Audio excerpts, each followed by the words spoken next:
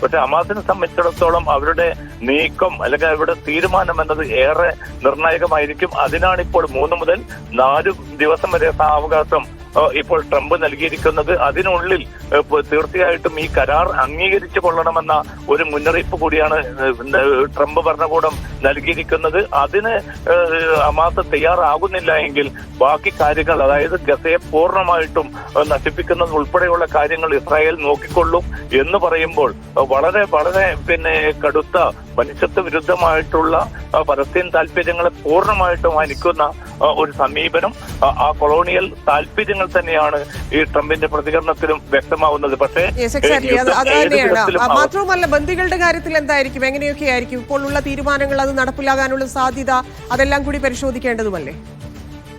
തന്നെ തീർച്ചയായിട്ടും 20 ദിന പദ്ധതിയിൽ പ്രധാനമായിട്ടും പറയുന്നത് ഈ 3 ദിവസത്തിനുള്ളിൽ, അതായത് ഈ കരാർ ഇപ്പോൾ ഇസ്രായേൽ അംഗീകരിച്ചു കഴിഞ്ഞിരിക്കുന്നു. ഇനി അടുത്ത 3 ദിവസം, ഇന്ന് ഉൾപ്പെടെയുള്ള 3 ദിവസം, അതിനുള്ളിൽ ഹമാസ് കൂടി ഈ കരാർ അംഗീകരിച്ചു കൊള്ളണം. അങ്ങനെ വരികയാണെങ്കിൽ വളരെ പൊടുന്നനെ തന്നെ ആദ്യ ദിവസം തന്നെ ജീവനോടെയുള്ള 20 ബന്ദികളെയും അതോടൊപ്പം തന്നെ കൊല്ലപ്പെട്ട ബന്ദികളുടെ മൃതദേഹങ്ങളും, അത് 28ഓളം പേർ വരുമെന്നാണ് വിലയിരുത്തപ്പെടുന്നത്. അതും ഉടൻ തന്നെ കൈമാറണം. ഇതിന് ആനുപാതികമായിട്ട് ജീവപര്യന്തം തടവിന് ശിക്ഷിച്ചിരിക്കുന്ന 250 പലസ്തീനികളെയും 1700 പലസ്തീൻ തടവുകാരെയും വിട്ടയക്കും. അങ്ങനെ ഏതാണ്ട് 1950 പലസ്തീൻ തടവുകാരെ മോചിപ്പിക്കും എന്ന് പറയുന്നുണ്ട്. പക്ഷെ ഈ ഏറ്റവും പരിഹാസ്യമായ ഒരു സംഭവം, ഇന്നും ഏതാണ്ട് 200ഓളം പേരെ വെസ്റ്റ് ബാങ്ക് പ്രദേശങ്ങളിൽ നിന്ന് മാത്രം സൈന്യം അറസ്റ്റ് ചെയ്ത് കൊണ്ടുപോയിട്ടുണ്ട്.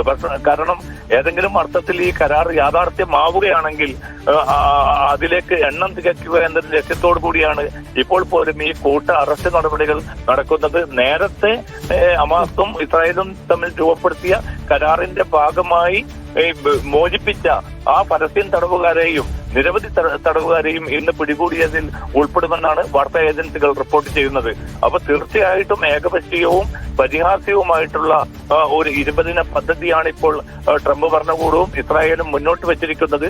കാരണം യുദ്ധം ഏതു വിധത്തിലും തീരണം എന്നൊരു ആഗ്രഹമുള്ളത് കൊണ്ട് ലോകത്തെ മിക്ക രാജ്യങ്ങളും ഈ ഒരു യുദ്ധം അവസാനിപ്പിക്കാനുള്ള ഒരു നീക്കം എന്ന നിലക്ക് ട്രംപിന്റെ ഈ ഒരു പദ്ധതിയെ പിന്തുണയ്ക്കുന്ന ഒരു സാഹചര്യം കൂടിയാണ് രൂപപ്പെട്ടിരിക്കുന്നത്. പക്ഷേ ഖത്തർ വളരെ വ്യക്തമായി തന്നെ ഖത്തർ പ്രധാനമന്ത്രി പറഞ്ഞിട്ടുണ്ട്, ഈ കാര്യങ്ങളിൽ കുറെ കൂടി വ്യക്തത വരേണ്ടതുണ്ട്. ഇസ്രായേൽ സൈന്യത്തിന്റെ പിന്മാറ്റം, സ്വതന്ത്ര പലസ്തീൻ രാഷ്ട്രം സാധ്യമാകുന്നതിന്റെ കൃത്യമായിട്ടുള്ള ഒരു രൂപരേഖ, ഇതൊക്കെയും കരാറിന്റെ ഭാഗമായിട്ട് വരണമെന്ന ഒരു പ്രതികരണം ഖത്തർ നടത്തിയിട്ടുണ്ട്. പക്ഷേ ഹമാസ് ഒരു തീരുമാനം കൈക്കൊള്ളുക എന്നത് അത്ര എളുപ്പമാവുകയില്ല. എന്തായാലും 1-2 ദിവസത്തിനുള്ളിൽ ഹമാസ് ഒരു തീരുമാനം കൈക്കൊണ്ട് മധ്യസ്ഥ രാജ്യമായിട്ടുള്ള ഖത്തറിനെയും ഈജിപ്തിനെയും തുർക്കിയെയും അറിയിക്കുമെന്നാണ് ഏറ്റവും അവസാനം ലഭ്യമാവുന്ന വിവരങ്ങൾ.